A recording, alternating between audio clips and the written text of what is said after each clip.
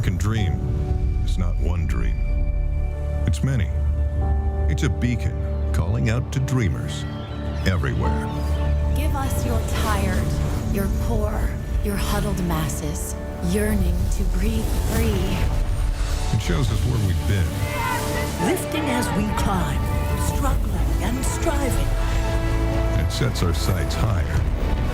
One small step for man, one giant leap for mankind. It inspires us to achieve.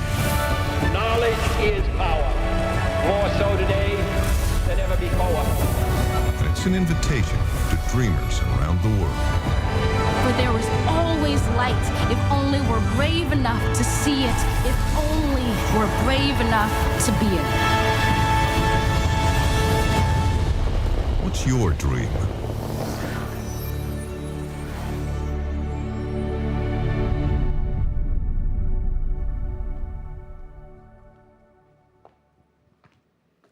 Welcome. I'm Bethany Bentley with the Milken Center for Advancing the American Dream, and we're so glad to have you here today.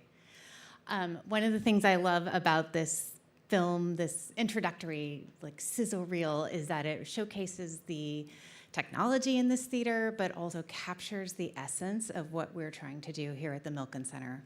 We are asking you to dream with us. We're asking you to reflect on what the American dream means. And we do that through another question, like, what do you need to pursue the American dream? You need access to health, you need access to finance, a good education, and an entrepreneurial spirit. And we look at those 4 things throughout our center. And another day when we're open, we would love for you to explore that with us. But today, we are here presenting one of the things that I'm most excited about, which is a conversation, a bipartisan conversation about the American dream. And we are one of the only places in Washington, only cultural centers in Washington that can do this. So, without further ado, I'm going to welcome to the stage the Honorable Kevin Stitt of Oklahoma, the Honorable Josh Stein of North Carolina, and Dana Bash, CNN anchor and chief political correspondent. Thank you so much.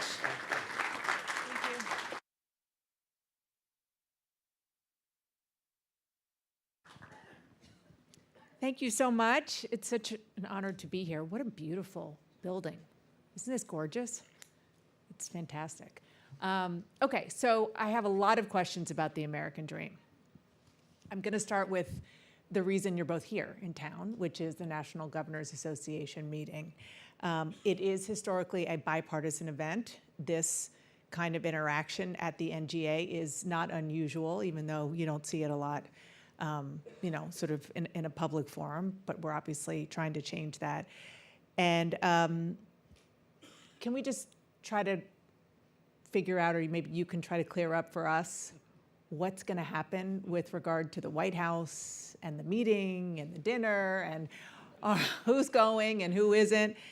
Governor Stitt, since you're the chair, you're the chair of the NGA, so maybe you know, is the White House going to have all the governors for business meetings or meeting and also the dinner with the president?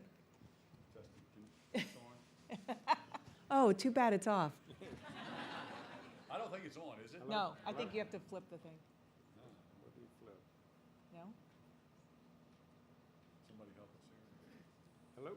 Nope. Here, let me see that one. Testing. There we go. Wait, hold on. How did you do that? It's down here. Oh, I see it. Well, first off, thanks so much, Dana, for having us, and thanks everybody for coming and hanging out for a little bit this afternoon. So yeah, I'm the chairman of the National Governors Association, and first off, this Governors Association was started in 1908.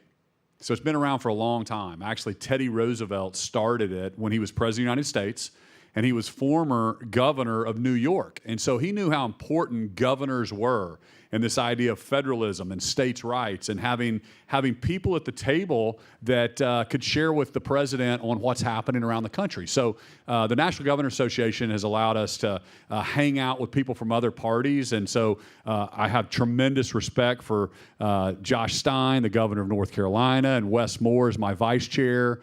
And so it's just amazing the relationships we build. And I think what amazes Americans is that we agree on more than we disagree.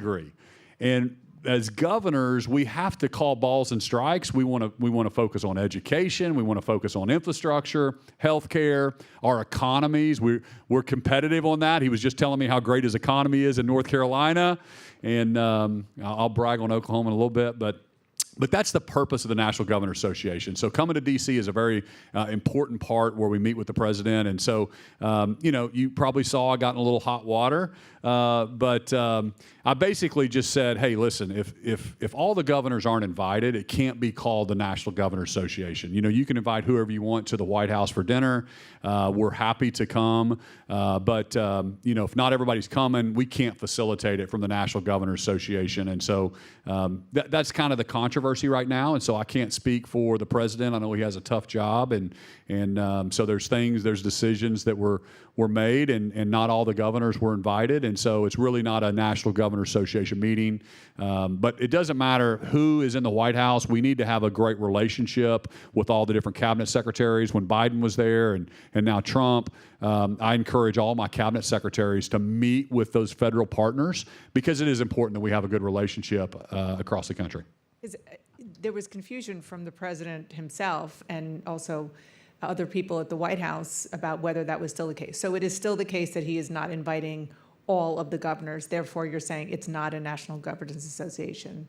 Well, It seems so small, but it's actually not, because it speaks to what we're going to talk about today. There's still some disagreement on invitations, but you'd have to ask Governor Moore and Governor Polis. They're the two that it's our understanding were not invited. They got phone calls, and so so there's some confusion going on right now, and we'd have to just let them speak to that. Governor Stein, as the Democrat here, are you going to attend the White House meetings, even though at least two of your fellow Democratic governors were actively not invited? Yeah, first of all, I just want to underscore what Kevin said about the National Governors Association is an opportunity for governors to come together to share what are your strategies to deal with the growth of demand on the infrastructure from data centers. What's your strategy to improve performance of K through 3 reading? What's your strategy to deal with the challenges of building roads and other key infrastructure like broadband?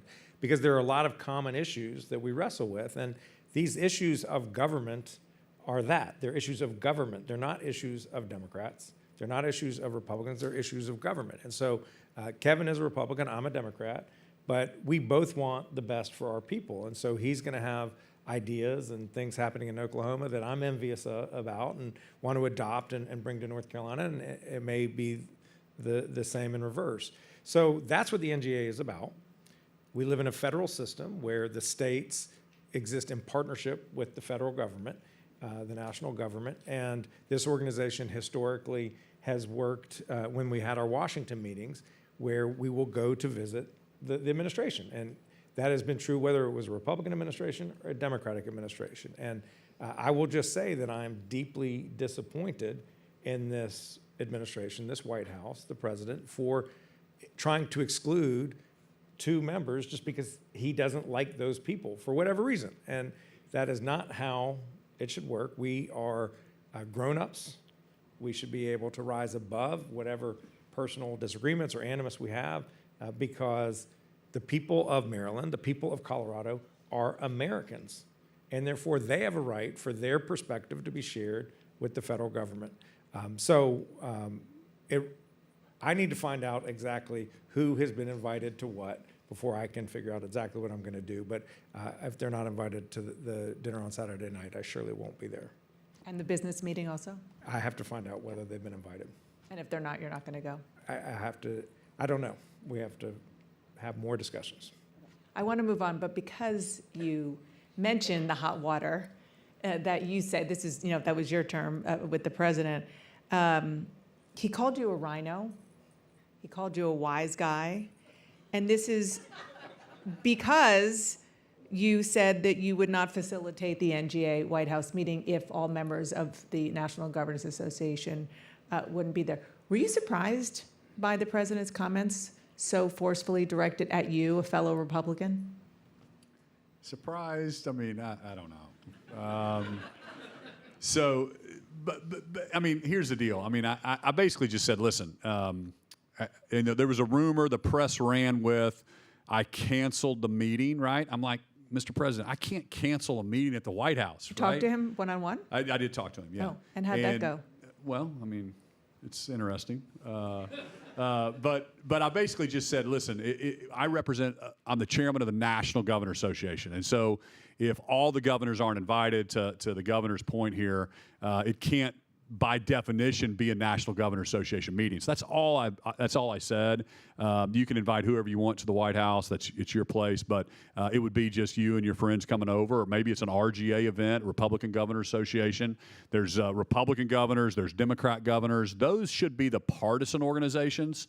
And the National Governor Association it's harder because we have to come together. But I think Americans are craving that view of, hey, these are 2 leaders that can sit down and talk about policy. And to your point, we can all sit down and maybe maybe we disagree on what to do about affordable housing, but we all know it's an issue, so let's work on it. We know that the immigration, so let's work on it. I want to hear your perspective. And I think I come from the business world, and so, in the business world, we want everybody, I want bringing all the best ideas to me. I don't want them all thinking like me. We want to argue, and we want to come up with the best solutions. But when you said this to President Trump, what was his response? Well, I don't get a chance to talk a lot, so. Call him? No, he called me because I think he saw something on the news, and basically I still think there was a confusion between the two meetings, between the dinner and the, in the business meeting. So he even told me on the phone we could come to the business meeting, all the governors could come, and then I think something in the White House has changed, and so there's still a little confusion. I just talked to Wes Moore. He doesn't think he's invited to the business meeting. We knew he was never invited to the dinner. But we'll see what happens, and I hope. But the NGA is much bigger than one meeting, right? We get together several times a year. Our staffs get together, and this ability to talk about issues, I think, is really important, and I think the American people want to see it happen. Dan, I'd just like to say something. I think that we, as an organization, surely, but I also think the country is fortunate that Governor Stitt is the head of the NGA at this moment, because he speaks with clarity, decency, and fundamental patriotism that I think is sorely needed. And it's not without some pain points on his part to stand up and do what's right. And so for him to be willing to take those slings and arrows, I thank you. Thank you. Now you're really in trouble. Nobody's recording this, right? Let's talk about the American dream and how people feel about that right now. And we have some data. Right now, only 59% of Americans believe that they have a high quality of life and that they will have a high quality of life in 5 years. That's according to Gallup. The lowest level that Gallup has recorded since it started measuring that 20 years ago. Governor Stein, what do you attribute that to?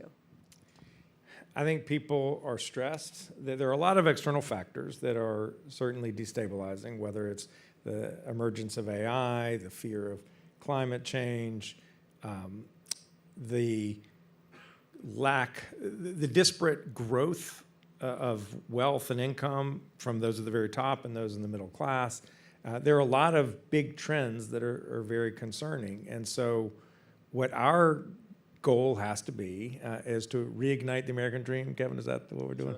Right. It's about making opportunity real for more people. And to me, that starts with growing the economy and making sure that it extends to all corners of the state. Because if you work hard, you should be able to achieve your dreams no matter where you come from. And so we in North Carolina are fortunate because we have a lot of things going for us well. We're the #1 state for business. We're the #1 state for economic development, the #1 state for workforce development. What we have to do is make sure we stay on our toes and continue our efforts to grow the economy. Don't rest on our laurels. My team and I, we're working every week as hard as we can to recruit more investment, more good jobs to the state. And last year, we announced 35,000 new jobs, good paying jobs by definition, and $24 billion in capital investment. It was the best economic development year in our state's history. So we're going to keep at that. At the same time, we're going to invest in our people so that they have the skills and knowledge to succeed in this ever-changing economy. And I think that if you invest in people and you have real opportunities in front of them that they can see that are tangible, then we can change people's perception so that they have more hope for a brighter future. Yeah, so the question was American Dream. Yeah, and how do you restore that for the American people? I'm just going to give you another stat as I come to you. Young Americans in particular are increasingly pessimistic about their futures. At the end of 2025, so just a few months ago, Harvard's youth poll found only 13% of 18 to 29-year-olds say that the U.S. is headed in the right direction. 43% said they're struggling to get by with limited financial security. 30% say they'll be better off than their parents. Yeah, I think part of that is the divide in the politics that we're seeing. Used to politics were local, but now it's like everything's national. Everything that we're seeing is about this, federal policies, and we're driven to our corner, so to speak, with whether you're watching Fox News or MSNBC. So I think that is part of the divide that's really frustrating for young people. But my initiative as the chair of the National Governor Association is reigniting the American dream, because I know how important that is. I've lived the American dream. I grew up, my granddad had an 8th grade education, was a dairy farmer in Skiatook, Oklahoma. My parents were pastors in Norman, Oklahoma. I went to Oklahoma State and then started a business with $1,000 in a computer. And I grew that to over 1,000 employees. And then we bought a bank. And so we have a financial services company now. And then I decided to run for governor because I saw my state struggling. And, when I ran, we were having teacher walkouts. We were having billion-dollar budget deficits. We were having no money in savings. And I know that our founding fathers envisioned politics as service, right? And it should be a sacrifice. And you leave the private sector to go serve your country or your state, then you come back to the private sector. And so today we have the largest savings account we've ever had. We hit at $5.5 billion. We've invested more in education in my time as governor than they did for 30 years before I got there. And so just amazing things that we've been able to accomplish. It just shows you that when you put a business focus on things, you can do some amazing things. But the American dream to me is this idea, and I've seen other stats where, we live in the greatest country in the world. And we need to teach our children that there's no such thing as equal outcomes, just opportunities. And we live in a country where you're only limited by your dreams. You can accomplish anything you set your mind to through hard work and risk-taking. You should be rewarded, and it's because of our free markets and our education system. Not everybody starts out at the same spot, and so there's things we need to do to help that. But we don't want to give up on this idea, and so we're teaching about that. We're putting together a full-feature documentary, and we're telling these American dream stories from Mark Cuban to the immigrant from Nigeria that becomes the mayor of Colorado Springs to we'll probably be telling his story, and we told Governor Moore's story, and we'll tell my story. And so just amazing the American dream stories that are out there. And so we want to show those young people that you can do it. And you can make it happen. And there's some policy things on affordable housing and things that we're working on as well. But I believe the American dream is alive and well, and we just need to make sure that young people understand they've got to go chase it. Yeah, and I think that's really the key. Some of the things you said at the end there, that, of course, politics in this country are as divided as ever. But this is a bipartisan, I would even say nonpartisan struggle for people young and older to get ahead or just to keep up or even tread water financially. You'd mentioned affordable housing. There are such basic things that people really can't do that they saw their parents or even their grandparents be able to do, and it's what made America the place where you can have a term like the American dream. So can you give some examples? I'll just stay with you, Governor Stitt. One example that you are working on or maybe even have done in Oklahoma to help people with the affordability crisis. Yeah, so I think there's broad agreement that part of the American dream is home ownership. And how is that affordable for a first-time home buyer? And we're seeing the age move back, and kids are buying, or young people are buying homes much later than they did back when I got out of school. And so how do you get there? So, and there could be a disagreement. This could be a different disagreement between the Democrat and the Republican side. But we know that there's a problem, so let's work on it. So with me, I believe that it's too much government intervention. We need permitting reform. We need to allow developers to create lots quicker. We need to get rid of some of those impediments that are keeping lot developments from happening, right?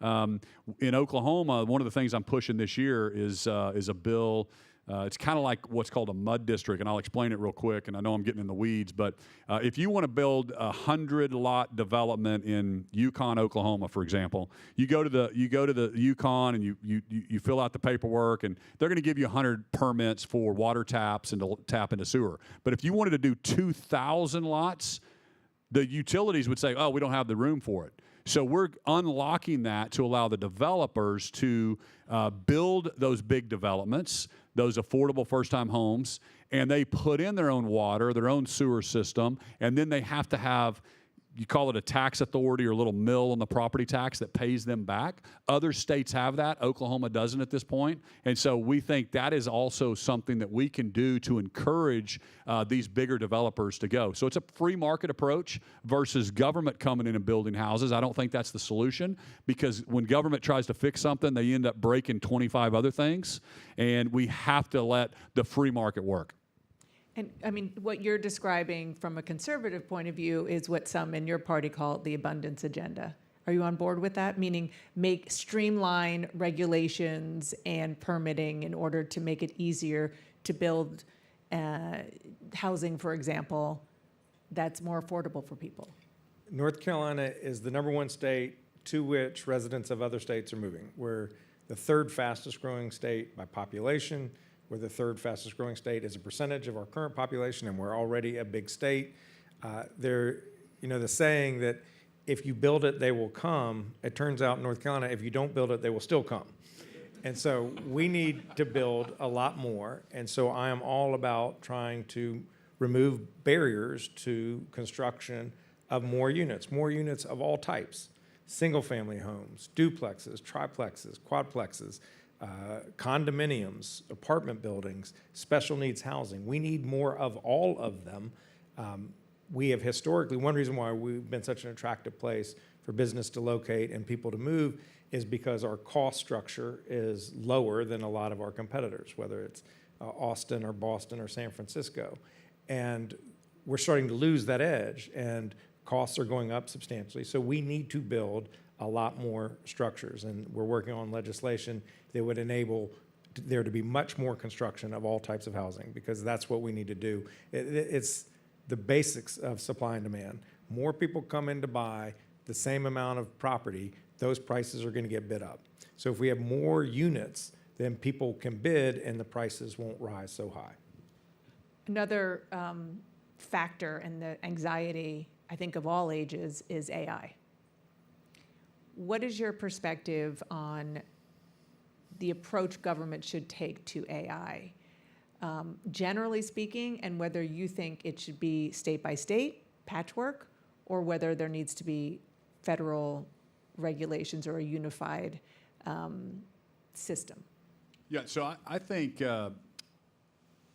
there's an idea there. You can't have 50 different checkered board of rules on how, especially something with the internet and something that's so easily accessed across state lines. It's like, cars. You can't have a checkered board of different jurisdictions where you build cars differently in North Carolina than you do in Oklahoma and Texas. And so there has to be a general rule of the rules of the road on how they're supposed to operate.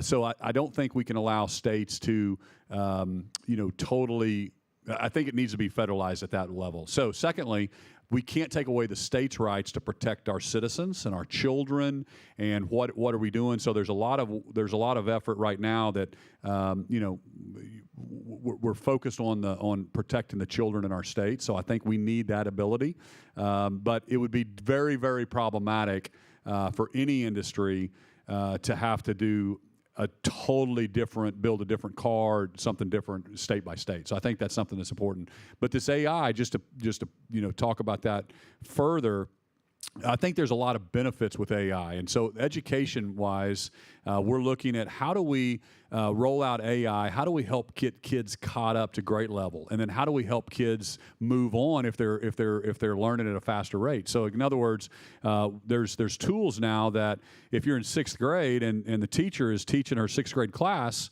that's great. But it's not great for little Johnny or Susie if they're in 3rd grade reading right now. Well, through AI, we can take that 2nd grader or that 6th grader back to 2nd grade phonics and 3rd grade and bring them up, or catch them up on what they didn't know in math and bring them back up to grade level. And I think those are some great things that we can do.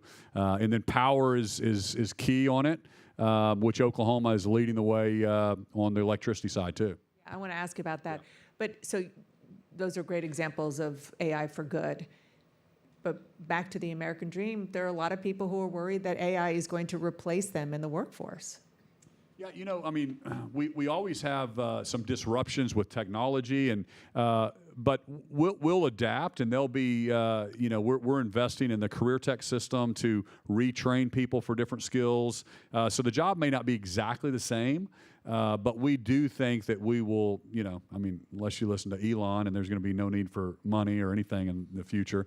But we do think that there's still going to be jobs available and maybe look a little differently. We'll have to retrain them. But overall, AI should be a help to our companies. He's also worried that humans are going to be taken over, or going to become like house cats and going to be taken over by robots. So, yeah, and he knows a little bit more about AI than I do. So it's a little scary. What's your sense and what's your approach to AI in North Carolina? And do you agree about it being very hard for states if there is a patchwork approach? I've put together an AI leadership council that's comprised of essentially a third industry experts, technological experts, a third academic people, brilliant people who understand it, and then a third policymakers to wrestle with these questions, because it's going to be incredibly transformative to our lives. It's going to be transformative to the good and transformative in challenging ways. So what I want to do is make sure that we are wrestling with them and anticipate what is going to happen so that we can be best prepared to respond accordingly. There are a lot of positive government uses, and we have an AI accelerator within state government through our Department of Information Technology, where we're working with every agency to identify at least 3 use cases where they think AI has the potential to streamline government services so we can provide more, quicker, for cheaper.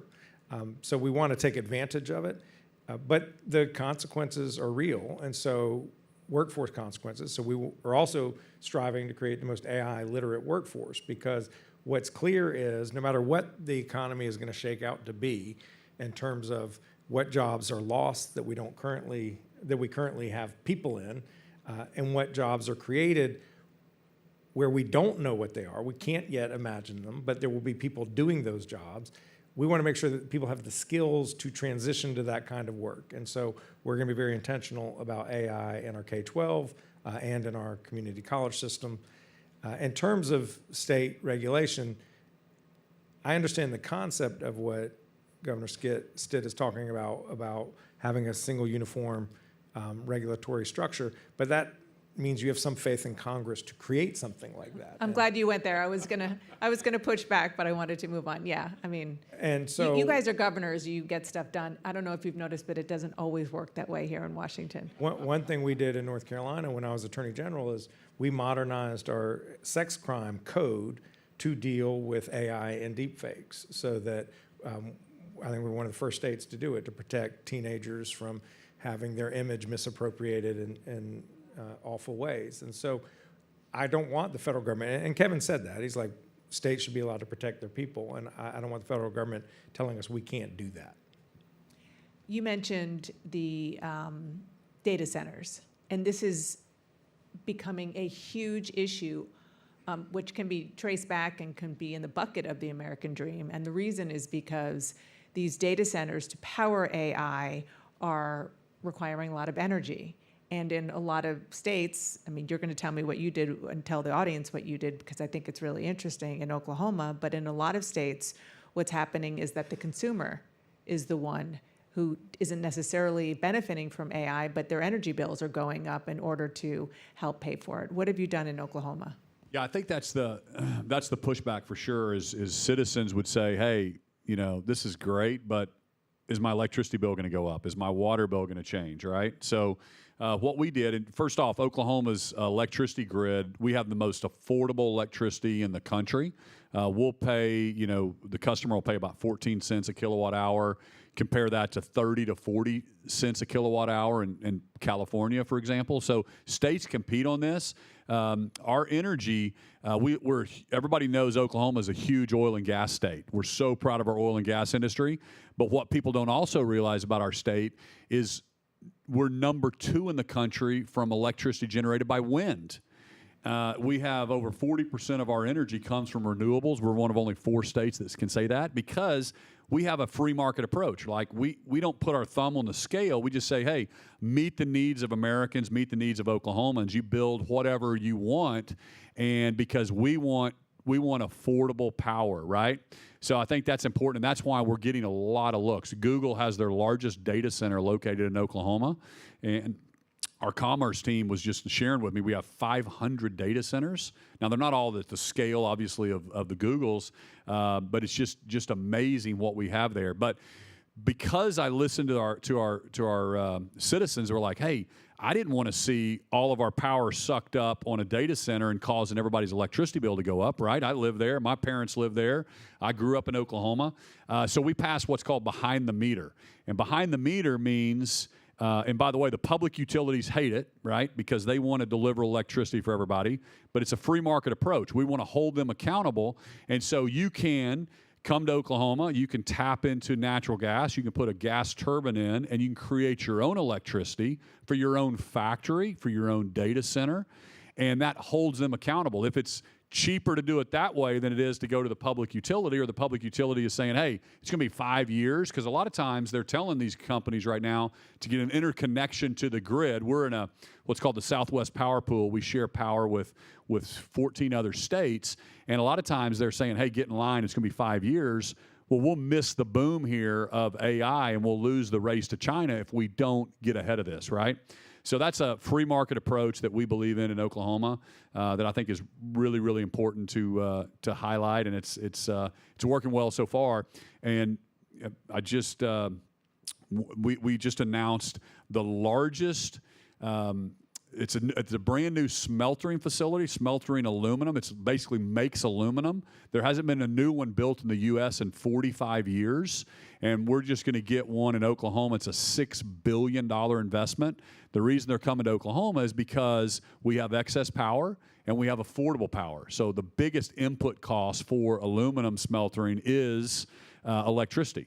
And that is we all know that bringing the supply chain closer to home and building stuff in the U.S. is really important for our national security. And so that's something we went out and recruited, and we're excited to get them launched. But it all comes back to power. I mean, I've met with 100 different ambassadors, and I have this international strategy. Well, these other countries, that's all they talk about is power, and we can't forget that really they have to have an affordable electricity grid for their citizens, right? Because most Americans are taking their kids to piano lessons and soccer practice, and they just want to heat their homes and their business.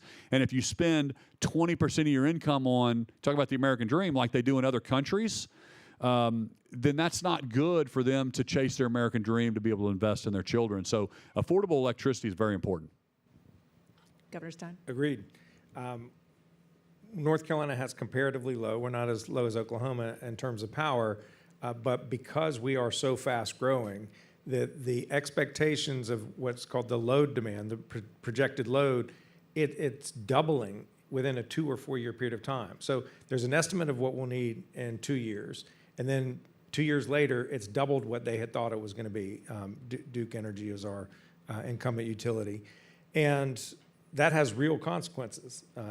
80 people's energy bills going up? Energy bill, that Duke is seeking a 16% increase this year.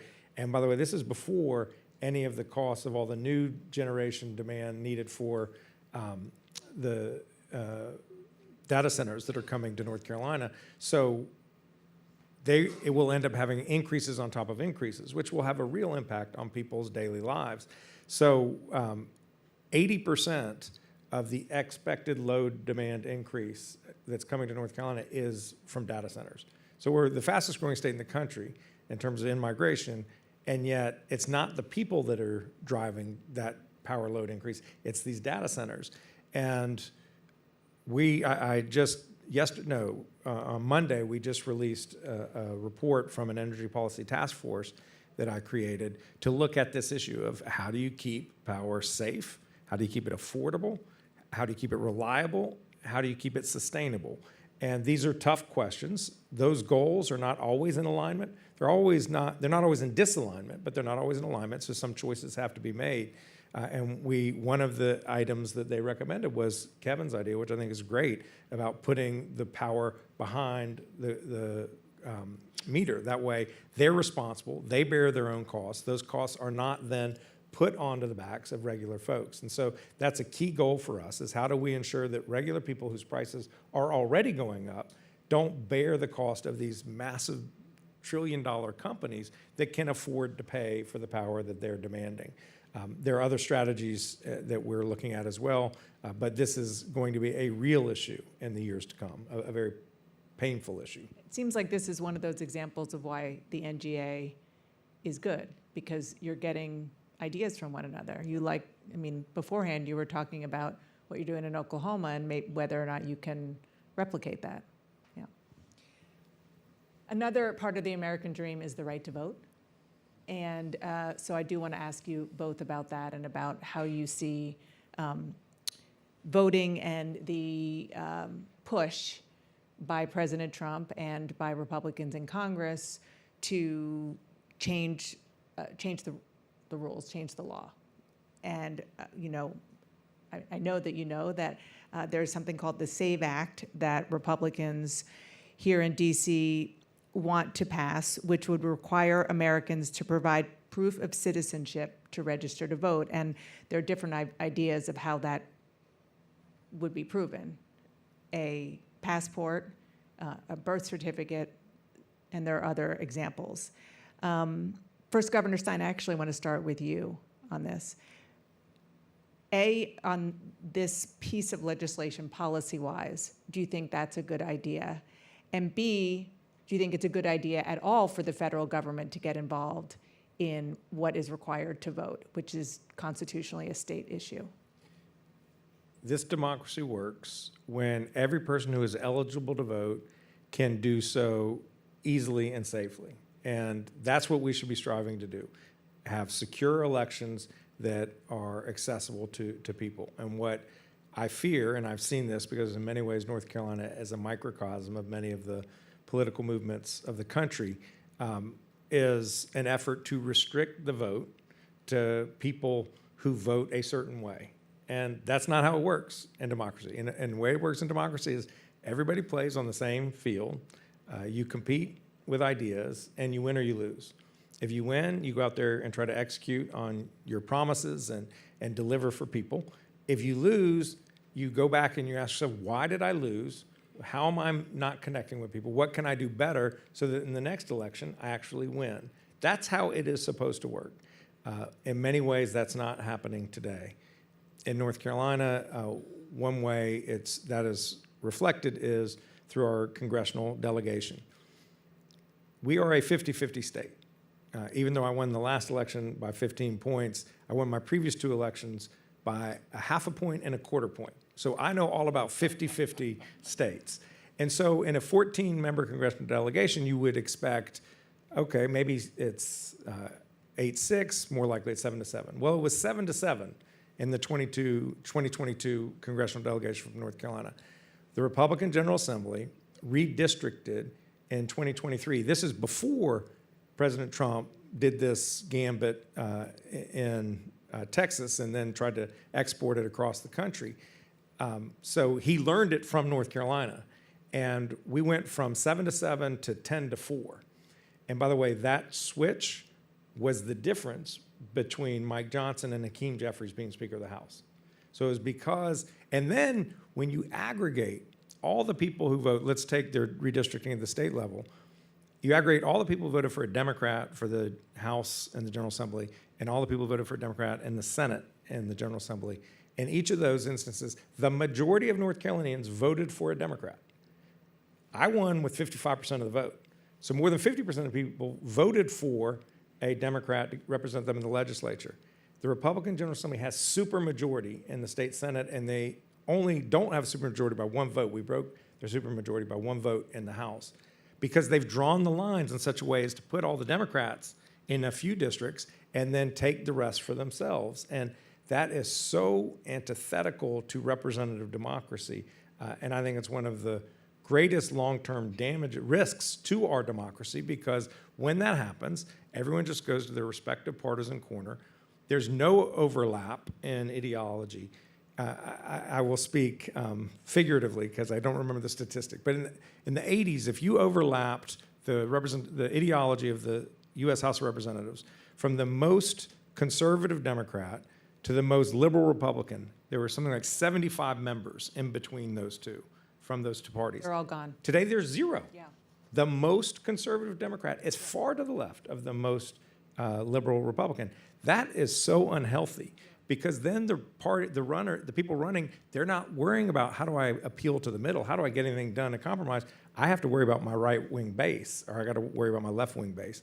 So that is a real concern, and what the president has done to spark this war of gerrymandering to favor partisan interests is unbelievably destructive. So gerrymandering has been a problem for years and years and years. Both parties do it. The Democrats in charge of Maryland, Democrats in charge of Illinois do it, and I know you know that. There's no question too. that Yeah. the Republicans sparked this wave. And This if wave, they hadn't done no it, question. If they hadn't done it, then we Yeah. wouldn't be where we are today. No question. But beyond, again, I'm not arguing with you. Gerrymandering is a huge problem, and it's a big part of the reason for the gridlock here in Washington. But beyond that, looking ahead to the way voters actually vote and what is required of them, Governor Stitt, do you think that the federal government should be requiring that every voter prove that they're a citizen of the United States in order to vote? Well, first off, I want to. Is this on? Yeah, that's good. Governor Stein, I see, we pretty much agree. I mean, it doesn't pass the smell test when you're gerrymandering and you're fixing these districts, and you see California doing it, you see these states doing it. The American people lose faith in the process if all of a sudden you can go into Maryland and you can vote, and you can all of a sudden, flip some seats, and that's just not what we believe in, right? Every 10 years, just so everybody knows, there's young people in here, every 10 years we have census, and so it's just a natural process as populations change. Oklahoma did this after the 2020 census, and so that's a normal process, right? And so you try to have a bipartisan effort to kind of lay that all out. And it's not perfect, and there's going to be lawsuits involved, and you usually have your Supreme Court as the arbitrator on those issues. But to do it midterm, it's just, it's weird, right? And so, and I know, like you said, the blue states do it, the red states do it, and Governor Stein is right. This was prompted midterm by a Republican president. And that's the problem. We can't have a country that keeps swinging from pendulum to pendulum. And I'll give you other examples, like, in the key, talking about energy, the Keystone Pipeline, it was killed under Obama, and then it was brought back under Trump, and then it was killed under Biden, and then finally it's bring back under Trump, and the developers are like, forget it, no more. Well, right now, the governor of Rhode Island called me and said, hey, I've got a wind project we did everything right. We have the permits. We've been working on it for 8 years. It's 90% complete, and it just gets killed. We have to get government out of our lives. We have to believe in a free market, and you can't be whipping back and forth. The Department of Justice attacks President Trump's businesses, and they raid his house in Florida. But we can't flip back over and start politically, doing that to our political opponents. So it is very dangerous to have these swings. I totally agree. We need to have common sense on these issues. To answer your question, it's already a federal law that you have to be a U.S. citizen to vote. So what does that mean? Oklahoma, it's already a law. You go in and you have to show a driver's license. So I think that's very reasonable. I can't walk up there and look at the sheet of paper and say, yeah, that's me right there. I have to show my driver's license. We think that's normal in Oklahoma. But as far as should the feds take over elections, 100% not. This belongs at the state level. The federal government, ends up breaking things. They're not very good at things. We want that at the state level. But yes, we find it very odd. There's states that literally send out ballots through the mail to every single person without any idea who's filling them out and sending them back. There's states that are doing that. So it's right to have this conversation, and we think it's very normal to show an ID and say, yeah, I'm Kevin Stitt, and yeah, I'm in this precinct. Here's my address, and that's me on the sheet of paper. And the poll worker says, hands me a paper ballot, and I go fill it out. And that's the way we do it in Oklahoma. Continue to be done on a state level. And showing an ID is one thing. Showing proof that you're a citizen, which means a passport or a birth certificate, is that too much? Is that going to... In Oklahoma, you have to be a citizen to have a driver's license, so we don't have that issue there. Yeah, it's probably problematic to have to get a passport to go vote. That's probably a step too far, but there are states that are issuing driver's licenses to non-U.S. citizens. That should concern people, right? We want people with skin in the game. We want people to be U.S. citizens to vote in our election. So how else do you do it besides saying, show me a driver's license? I guess just to sort of bottom line this, there is a lot of concern that the reason that President Trump is pushing to have a national answer is to undermine the results of elections he doesn't like in November. Are you worried about that? I disagree with that statement. I think President Trump wants fair elections like we all do.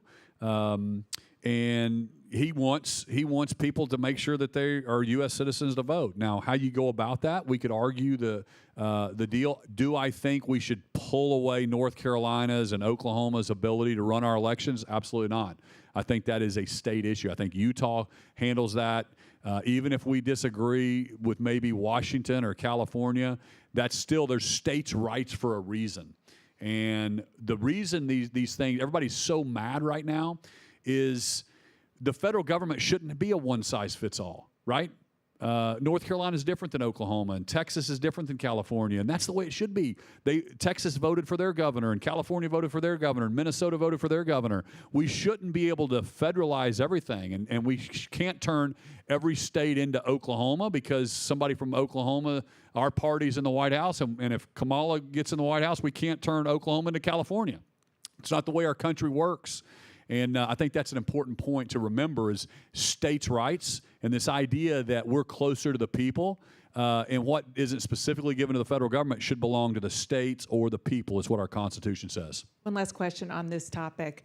The federal government, the Department of Justice, is suing 24 or 25 states because they are trying to get personal information from the voter rolls. Social Security numbers, at least the last four digits, and driver's license information. And so far, the states who are pushing back are winning in court. As a governor, I'll ask you both, real quick. I would imagine that's not something. I know that in North Carolina, it's illegal for you to do that, so you didn't do it. But on the face of it, philosophically. When people go get their driver's license, they share very sensitive personal information, and we tell them, we reassure them that we will preserve that information. We will not share it, and we won't. We're not going to share it.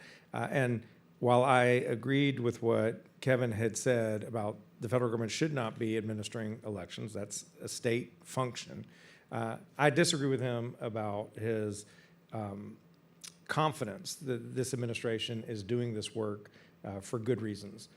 There's no basis to go into Georgia and take voting machines when there have been how many elections? 2 elections since the 2020 election that the president continues to say that he won, when we all know every recount concluded, every court case demonstrated, he lost Georgia. He lost Georgia. He lost Pennsylvania. He lost Michigan. And he doesn't like to lose. And I understand that. None of us like to lose. But you have to accept loss, the possibility, the concept of loss, if you are competing in an election. And I have grave concerns about why is he going to take these voting machines out of Georgia from something that happened in 2020. There's nothing that good can come from that other than fomenting fear and conspiracy among a swath of the population. And why would that do you any good? It would only do you good as if you wanted to do something like he did in 2020 when he refused to accept the results, the will of the voters. Gravely concerning. Do you think that DOJ should be collecting the personal data of voters from states across the country? Well, it's my understanding that I thought there was 48 states that agreed to do that, and it's the last four digits. Is that right? Well, Or are we talking about something else? Last four digits, yeah, but I don't think 48 states agreed. They're trying to get it from 48. There are lawsuits in about 24, 25 states. So we have the far right in Oklahoma is saying, don't share data. There's no way. I mean, we're just like you. We're very reluctant to the federal government getting our information. So we don't want to do that as a general rule. What my department told me on the voting side was that there's 48 other states that are sharing this information, because the way you renew your driver's license now, all it was doing was checking to make sure that somebody's not voting in California or Texas with a driver's license, and they also have a driver's license in Oklahoma, right? Used to, you had to go in, turn in your old driver's license, get a new one. Now we have that. A lot of it's online.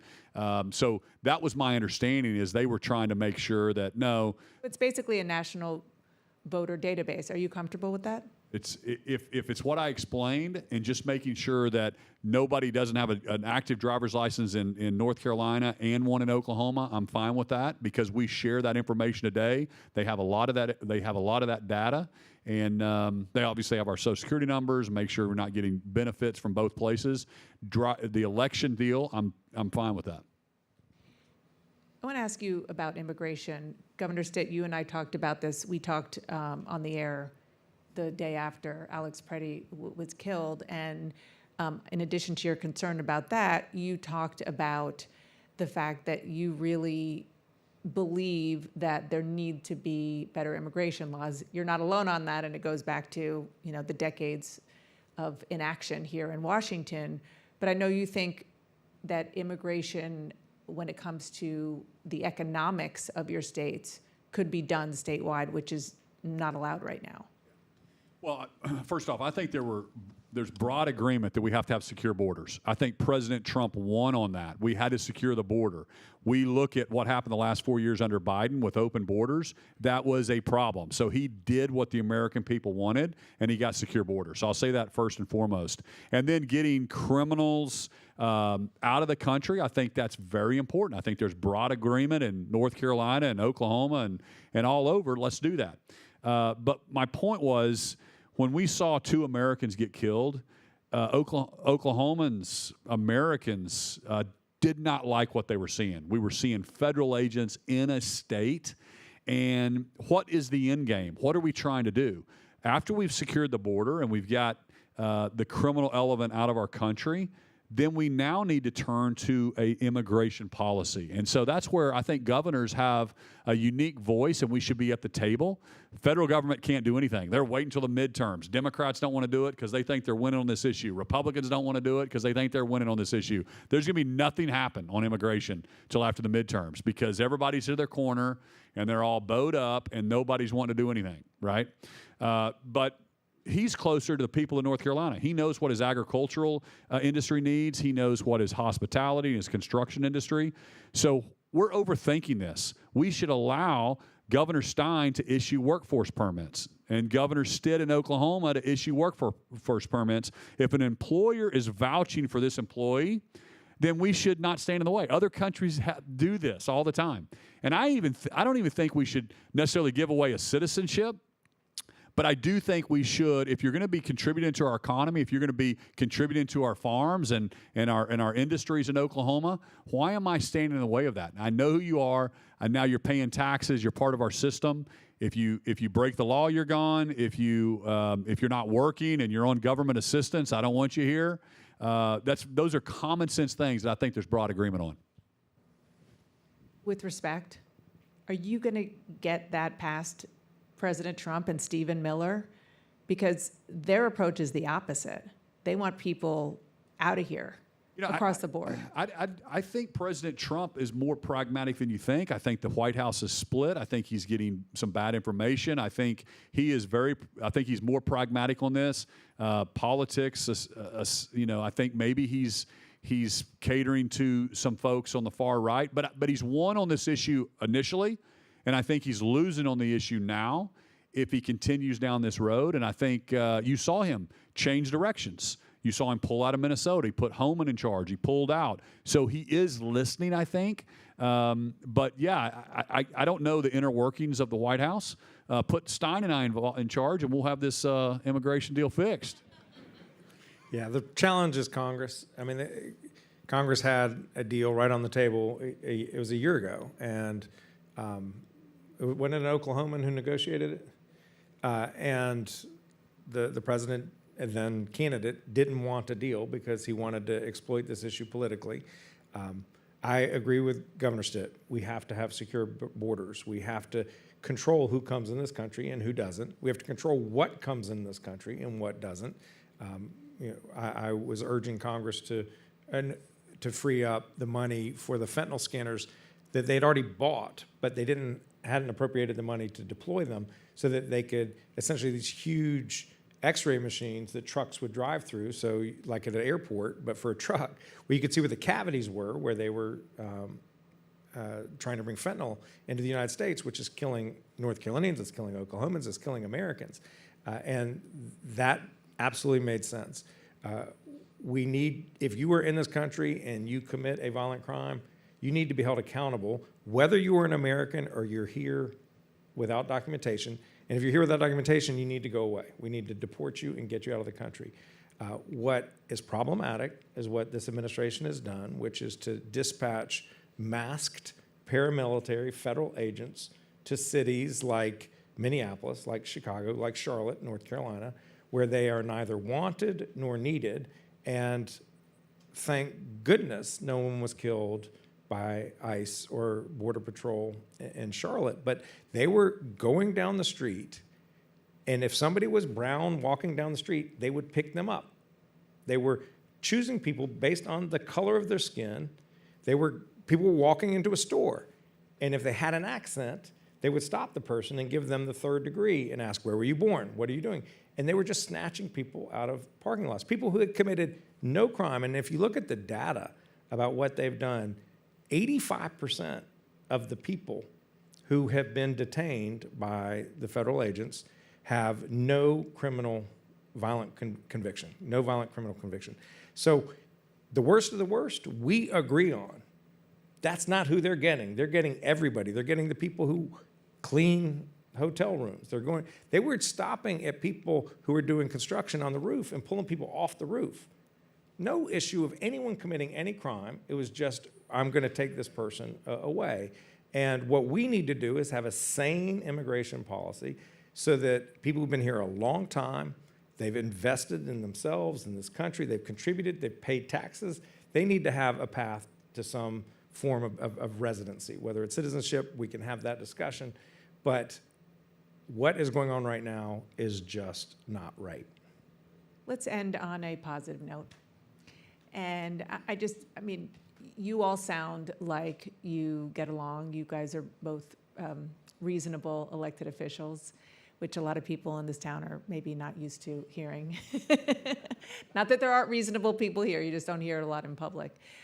Governor Stitt, you are obviously a conservative from the middle of the country. You are a Democrat from the coast, and you're of different faiths. What can you tell everybody and tell us about how you two get along and how important it is for people who are as different as you both are to work together? Well, I think you see we genuinely like each other, and I think Americans want to see that, and that's why we do these events. And I called Governor Stein. I said, hey, will you do this with me? Because it's so important for people to see Republicans and Democrats talk about these issues. And there could be minor differences, but we could hammer out a deal on a lot of these things. And so, yeah, I mean, this is the great thing about our country, right? Is we don't all see everything eye to eye, and that's fine. That's okay. I think this idea of disagreeing better is good for us. I did a TED Talk with the governor of Delaware, Matt Myers, and on that, I started thinking about it. I was like, half the people watching this hate me because I have an R by my name, and the other half the people hate Matt because he has a D by his name. But Other reasons too. yeah. Don't tell him I said that. But I'm telling you, a red state governor like me and a conservative, I would have never got a chance without the National Governor Association to hang out with Stein and Wes Moore and realize these are great guys. They're great Americans that love their families and love their state, and they're trying to have the best economy and infrastructure and workforce and education system and healthcare system. So I keep reminding people there's way more that we agree on than we disagree, and so I just think we're going to continue to model that as long as I'm a governor, and Governor Cox started this out of Utah, which we have a tremendous respect for him, and but it's fun to hang out with other governors from other parties and hear their perspective. I enjoy it, and I'm not afraid to say, well, I think a little differently. Here's what I think would be a better solution, and then tell me how I'm wrong. Explain, tell me what your position is. And so I think that's the way life is everywhere besides politics in D.C. I love the United States of America, and I know Kevin loves the United States of America. This is the 250th anniversary. What an incredible concept that this country has been in existence for 250 years. And it was declared 250 years ago that all people were equal, that we all have these rights to life and liberty, happiness that cannot be taken away from us, and that we create a government that is answerable to us, of, by, and for the people to protect those rights. That is the foundational notion of what America is. And I know that he believes that just as profoundly as I do. And so that's where it comes from. And we have a common understanding of what it needs to be. Now, we are going to disagree on tax policy. We're going to disagree on education policy and vouchers. There are going to be issues that we just disagree on, but that's not, is this a country that's a true democracy that exists to give people opportunity, and that everybody, no matter who you are, has that same chance, that same opportunity? And if we can get back to that and remember that is what this country is, and it doesn't matter if you're a D or an R, then we can make progress. That's a great way to end. Thank you both. Really appreciate it. Thank you, everybody.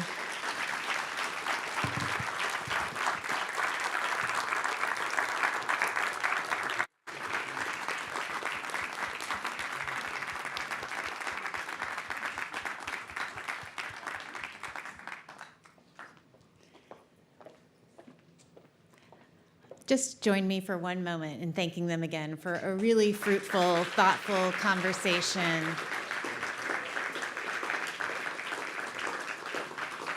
This is exactly what we're hoping to do at the Milken Center for Advancing the American Dream. Not only inspire people to reignite their hope in the American dream, but also have thoughtful, meaningful conversations that lead to people thinking about solutions.